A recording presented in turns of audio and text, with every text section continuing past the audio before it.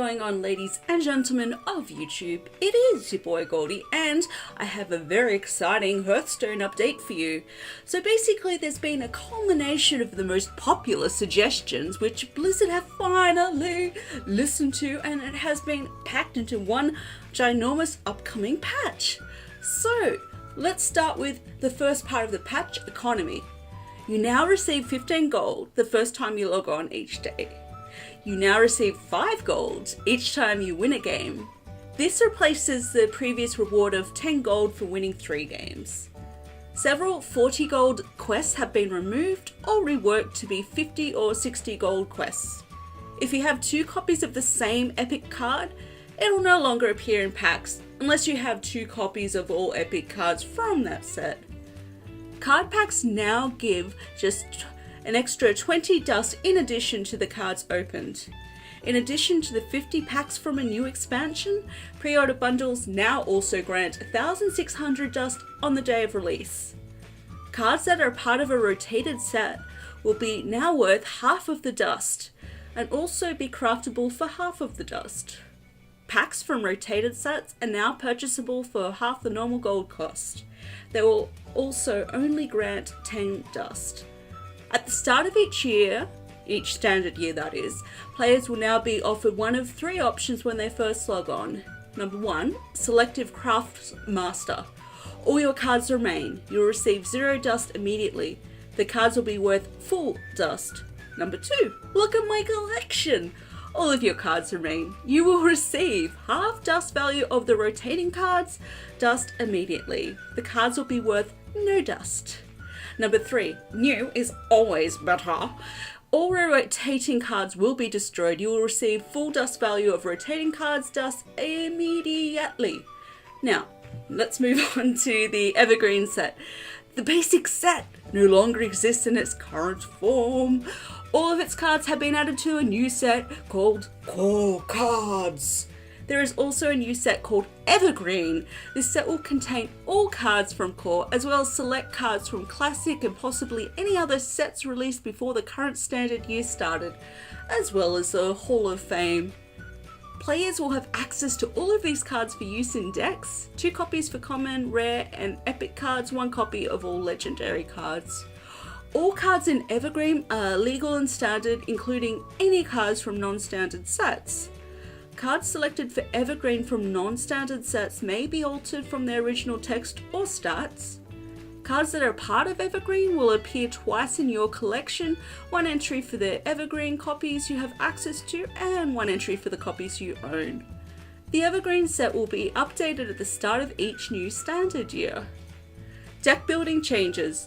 When building a deck, you may choose to leave a deck at 28 out of 30 cards and then select up to 4 tech cards to put in on a separate list. At the start of each game, before the mulligan phase, you'll be offered these 4 cards and must choose 2 of them to remove. The 2 removed cards will not be a part of your deck in any way, for any purpose like discovering, etc. The other 2 will be added to your deck before it is shuffled into the mulligan. Arena changes. During an arena draft, you will now have 3 uses of a new reroll button that appears below the card selection. This lets you not choose any of the 3 offered cards and be shown a new selection of 3 cards to pick from. New cards will always be of the same rarity of the last set.